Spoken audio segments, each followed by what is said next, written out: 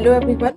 यहाँ पे हम ग्राफ टर्मिनोलॉजी के बारे में बात करने वाले हैं कि जो भी हम टर्म ग्राफ में यूज़ करने वाले हैं उन टर्म के पीछे लॉजिक क्या है। ठीक है, तो सबसे पहले हम यहाँ पे बात करेंगे फर्स्ट नंबर पे, और वो क्या होगा, adjacency matrix, sorry sorry sorry sorry adjacency vertex, adjacent vertex, vertices के बारे में बात करेंगे, एडजेसेंट वर्टिसेस। तो जैसे कि आपको पता है ग्राफ क्या है, ग्राफ एक जो है वो कलेक्शन ऑफ वर्टेक्स और उनके बीच में जो एजेस है उनका कलेक्शन है। ठीक है, तो जैसे कि अगर हम बात करें ये दो वर्टेक्स के, ठीक है, ये जो वर्टेक्स है इनके बीच में जो एज गई है, ठीक है, तो इस एज के थ्रू ही हम इन दोनों वर्टेक्स को कनेक्ट कर पा रहे हैं। तो अगर ये दो वर्टेक्स के बीच से कनेक्शन जो प्रोवाइड कर रहा है वो एज है, तो यहाँ पे एडजेसेंट वर्टिसेस कौन कौन सी हो गई, जैसे मान लीजिए हम नाम दे देते हैं यहाँ पे ए और बी, तो यहाँ पे एडजेसेंट वर्टिसेस जो हो गई हैं ए और बी। ठीक है, ए और बी, क्योंकि हम यहाँ पे क्या कर रहे हैं कि ए के बिल्कुल बगल में एडजेसेंट क्या हुआ, बगल वाला, तो अगर एज के थ्रू कनेक्टेड है तो वो बी। जैसे मान लीजिए एक और मैंने यहाँ पे वर्टेक्स लिया, अब मैं बोल रही हूँ एडजेसेंट वर्टिसेस है क्या, नहीं है। अगर इसके बीच में मैंने एज यहाँ पे ड्रॉ कर दिया, अब पूछती हूँ क्या ये मान लीजिए सी है, क्या ए और सी एडजेसेंट वर्टेक्स है, हाँ है, ए एंड सी दोनों एडजेसेंट वर्टेक्स हैं। ठीक है, तो ये चीजें हो गई हैं। दूसरे नंबर पे जो हम बात करने वाले हैं, दूसरे नंबर पे जो हम यहाँ पे बात करने वाले हैं वो किसकी है, वो पाथ की है। ठीक है, पाथ।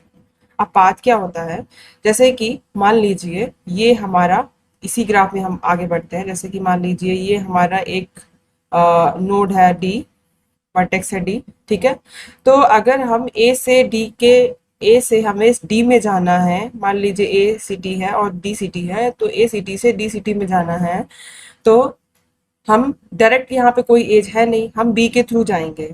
ठीक, तो जितने भी ए से डी में जाने में रास्ते में जितने भी हमारे यहाँ पे रोड होंगे, जो एजेस होंगी, जितने नंबर ऑफ एजेस पड़ेंगे उनको क्या बोलेंगे, पाथ। कि भाई हम ए से बी गए, बी से डी गए, एक तरीके से ये हमारा रास्ता है, पाथ है। तो पाथ क्या है, पाथ है कलेक्शन ऑफ एजेस। पाथ क्या है, collection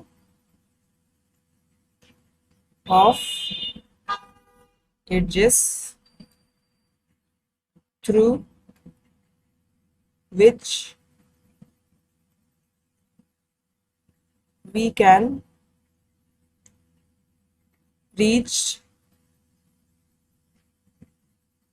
from one point to another point. ठीक है, ये one point to another point में हम लोग रीच होते हैं। ठीक है, तो ये हमारा क्या है, पाथ हो गया। अब थर्ड हम बात करते हैं कनेक्टेड ग्राफ की।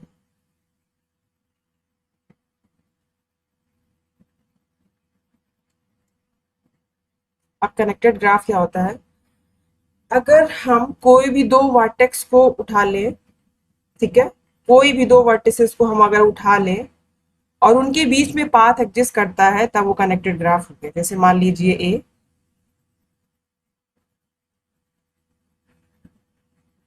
ये ए है, ये बी है और ये सी है। ठीक है, तो अगर हमने कोई भी दो वर्टेक्स को, मान लीजिए ए और सी को हमने उठा लिया, हम देखते हैं क्या इन दोनों के बीच में पाथ है, डायरेक्ट एज नहीं है, बट ए से बी हम गए, बी से सी जा सकते हैं क्या, नहीं, तो ये कनेक्टेड ग्राफ हमारा नहीं है। ठीक, अगर हमने क्या किया, ये हमने दूसरा ग्राफ लिया,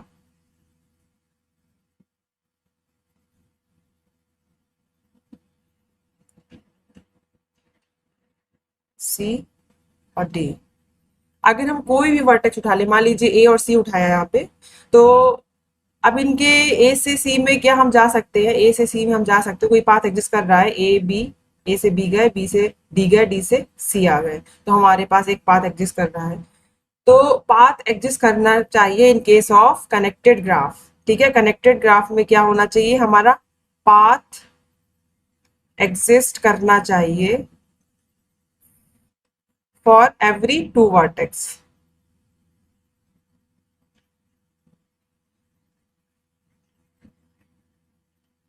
टू वर्टिसेस, ठीक है, फॉर एवरी टू वर्टिसेस हमें क्या पाथ एग्जिस्ट करना चाहिए। तो ये तो था हमारा connected graph. Fourth one is complete graph.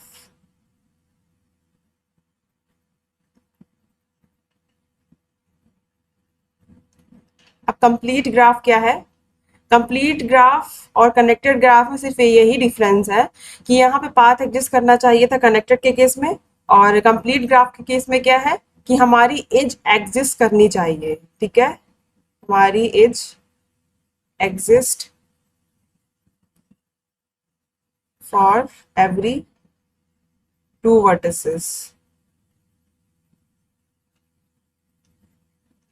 ठीक है, तो क्या है कि कनेक्टेड ग्राफ में पाथ एग्जिस्ट करना चाहिए और कंप्लीट ग्राफ में एज एग्जिस्ट करनी चाहिए। अगर हम कोई भी एक वर्टेक्स को उठा लेते हैं, अगर एक भी वर्टेक्स मान लो हमने सारी सारे मतलब सारे जो भी हमने वर्टेक्स उठाया उनमें से सब मेजर ऑफ वर्टिसेस जो हैं उनके बीच में एजेस हैं, बट कोई एक ऐसी वर्टेक्स निकल गया है, दो वर्टेक्स निकल गया जिनके बीच में कोई एज नहीं है, तो फिर वो कंप्लीट ग्राफ नहीं होगा। जैसे कि अगर हम बात करें हाँ, अगर हम बात करें अगर हम बात करें इस वाले ग्राफ की, तो क्या ये ग्राफ हमारा कनेक्टेड है? हाँ कनेक्टेड है। क्या कंप्लीट ग्राफ है? नहीं। क्यों? ए से सी के बीच में एज नहीं है, ए से सी के बीच में कोई भी हमारी एज नहीं है, इसलिए कंप्लीट ग्राफ नहीं हुआ। अगर हम कंप्लीट ग्राफ को बनाना चाहें तो कैसे होगा? जैसे कि मान लीजिए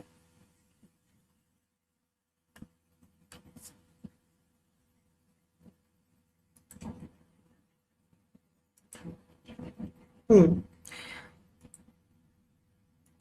जैसे कि मान लीजिए हमारे पास, अगर हम कंप्लीट ग्राफ की बात करें, सॉरी,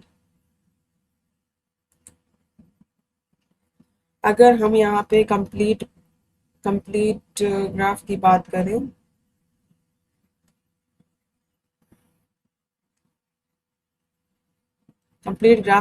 मान लीजिए ये हमारे पास ग्राफ है। ठीक है, आप देख सकते हो ए बी सी, आप देख सकते हो कि इस ग्राफ में क्या है, ए से सी के बीच जाओ तो हमारा पाथ एग्जिस्ट कर रहा है, ए से बी के थ्रू भी जा सकते हैं और ए से डायरेक्टली भी जा सकते हैं, तो हर एक वर्टेक्स के बीच में एक एज जरूर होगी, तो ये क्या है? कंप्लीट ग्राफ है। अगर हम बात करें फोर वर्टिसेस की,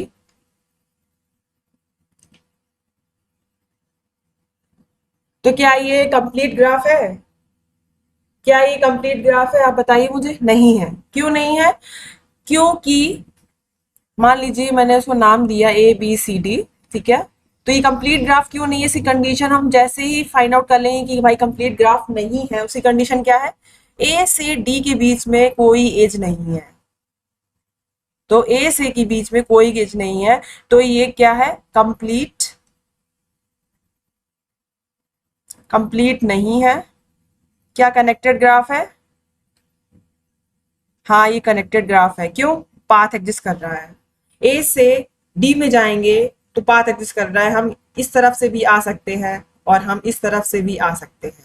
ठीक है, तो ये हमारा थोड़ा सा बात हुआ कंप्लीट ग्राफ क्या है।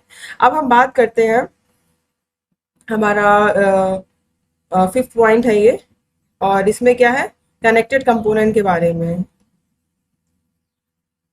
कनेक्टेड कंपोनेंट के बारे में। अब कनेक्टेड कंपोनेंट क्या होते हैं? जैसे कि मान लीजिए हमारे पास ये एक वर्टेक्स हो गया, ये एक वर्टेक्स हो गया, ये एक वर्टेक्स, ठीक, ये मान लीजिए हमारे पास ये एक ग्राफ है और ये एक ग्राफ है। ये कंप्लीट कंपोनेंट नहीं है, ये क्या है? Connected component. तो इसमें क्या है कि हमारे, जैसे कि इस ग्राफ को हम दो पार्ट में डिवाइड कर सकते हैं। फर्स्ट पार्ट ये हो गया, सेकेंड पार्ट ये हो गया। मान लीजिए एक और पार्ट बना देते हैं और उसमें भी हमारा ये एक ग्राफ हो गया। ठीक है, तो ये ग्राफ हो गया, तो कितने इसके कंपोनेंट, इस ग्राफ के कितने कंपोनेंट हो गए? तीन। पहला ये, दूसरा ये और तीसरा ये।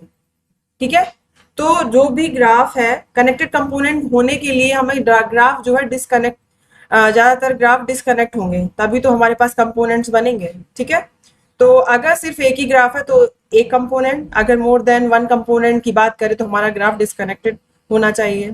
तो क्या है कि हमारा पूरा अगर ओवरऑल देखा जाए तो पूरा ग्राफ डिस्कनेक्टेड है, बट अगर कंपोनेंट की बात की जाए तो इसके कितने पोर्शन बन सकते हैं, 3 है, तो 3 पोर्शन है, तो कनेक्टेड कंपोनेंट कितने हो गए इसके, 3 हो गए। तो ये कनेक्टेड कंपोनेंट हो गया। अब इसके बाद हम बात करते हैं कुछ इंपॉर्टेंट थिंग के बारे में। ठीक है, अब क्या इंपॉर्टेंट चीजें हैं, जैसे कि मैं यहाँ पे बता रही हूँ, इंपॉर्टेंट चीज ये है कि कोई भी, जैसे मान लीजिए ये हमारा एक ग्राफ है फॉर एग्जाम्पल। ठीक है, अगर हम बात करें, अगर हम बात करें मिनिमम एज की, तो किसी भी ग्राफ में हम कोई ग्राफ को पर्टिकुलर डिफाइन नहीं कर रहे, कंप्लीट है, डिस्कनेक्टेड है, कनेक्टेड है, कुछ भी नहीं। ठीक है, अगर कोई ग्राफ है उसमें मिनिमम एजेस कितनी हो सकती हैं, आप बताओ मुझे। 0। कितनी हो सकती है, 0। तो मिनिमम एज कितनी हो सकती है, इक्वल टू 0। ठीक है, किसी भी ग्राफ में अगर इस ग्राफ को मैं कनेक्टेड कर दूं, कनेक्टेड ग्राफ का केस है, कनेक्टेड ग्राफ के केस में जो हमारा मिनिमम एज होगा वो कितना होगा, बताइए। कनेक्टेड ग्राफ मिनिमम एज, अगर हम कनेक्टेड ग्राफ की बात करें और मिनिमम एज उसमें हमें बताना है तो कैसे, तो आप एक लॉजिक ये सोच सकते हो कि हमें मिनिमम से मिनिमम एज चाहिए जो इस ग्राफ को कनेक्ट कर सके। तो कैसे होगा, जैसे मान लीजिए एक एज, क्या कनेक्ट हुआ ग्राफ, नहीं। दूसरा एज, क्या ग्राफ कनेक्टेड हो गया, नहीं, ग्राफ अभी भी डिस्कनेक्टेड है क्योंकि ये 2 पॉइंट्स अभी भी हैं। अब कनेक्टेड हो गया, नहीं, क्योंकि ये हमारा एक वर्टेक्स बच रहा है। अब कनेक्टेड हो गया क्या, जी हाँ बिल्कुल, अब हमारा ग्राफ क्या हो गया, कनेक्टेड हो गया। ये मेरे वर्टेक्स है, इसको रख देती हूँ क्योंकि साफ दिख नहीं रहा। तो अब ग्राफ क्या कनेक्टेड हो गया, हाँ बिल्कुल कनेक्टेड हो गया। क्या कंप्लीट ग्राफ है ये, नहीं है, क्योंकि इस वाले एज से इस वाले एज में कोई डायरेक्ट ग्राफ नहीं है, तो मैं कंप्लीट ग्राफ नहीं है ये, मैं सिर्फ यहाँ कनेक्टेड के बारे में बात कर रही हूँ। तो कनेक्टेड ग्राफ है, इसमें मिनिमम एज कितनी होगी, जैसे मान लीजिए यहाँ पे n नंबर ऑफ वर्टिसेस है, मेरे यहाँ पे n नंबर ऑफ वर्टिसेस हैं। ठीक है, और n की वैल्यू यहाँ पे क्या है, यहाँ पे है 5। ठीक है, तो हमारे पास कितनी एजेस है, 1 2 3 4, तो n माइनस 1 हमारी एजेस हो गई। यहाँ पे n क्या है, वर्टिसेस, नंबर ऑफ वर्टिसेस। ठीक है, n क्या है, नंबर ऑफ वर्टिसेस। तो ये कनेक्टेड ग्राफ के केस में हो गया। अगर हम बात करें कंप्लीट ग्राफ के केस में,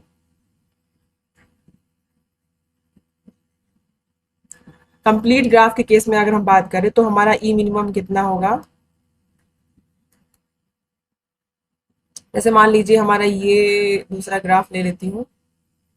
ठीक है, अब जैसे कि आप बताओ कि ये एज हमने यहाँ से ली, ये ड्रॉ करी, ये ड्रॉ करी, ये ड्रॉ करी, क्या ये कंप्लीट ग्राफ है, नहीं, क्योंकि इस एज से इस वर्टेक्स से दूसरे वाले वर्टेक्स में हम नहीं जा सकते कोई हमारा, क्योंकि कंप्लीट ग्राफ के केस में हमारा क्या होना चाहिए, एज एग्जिस्ट करनी चाहिए हर एक 2 वर्टेक्स के बीच में। तो सबके बीच में तो हो रही है, लेकिन इस केस के बीच में नहीं हो रही, इस केस के बीच में नहीं हो रही है, तो हमने इसको भी कनेक्ट कर दिया, सॉरी, हमने इसको भी कनेक्ट कर दिया और हमने इसको भी कनेक्ट कर दिया। अब देखिए कंप्लीट ग्राफ है क्या, हाँ है। ठीक है, तो आप यहाँ पे देख सकते हो कि एवरी 2 वर्टेक्स को अगर हम पिक करें तो उनके बीच में एक एज जरूर एग्जिस्ट करनी चाहिए। तो अगर n नंबर ऑफ वर्टेक्स है, उनमें से हमने अगर 2 चूज कर लिया तो हमारे पास एज उनके बीच में होनी चाहिए। तो इसको सॉल्व करेंगे तो n माइनस 1 डिवाइडेड बाय 2। ठीक, तो ये हमारे नंबर ऑफ एजेस की बात हुई, मिनिमम नंबर ऑफ एजेस हमें कंप्लीट ग्राफ में इतने ही चाहिए। ठीक है, तो अभी के लिए इतना ही। नेक्स्ट वीडियो में हम देखते हैं कि ग्राफ का इम्प्लीमेंटेशन क्या है। ठीक है, तो तब तक के लिए bye bye, thank you so much for watching this video.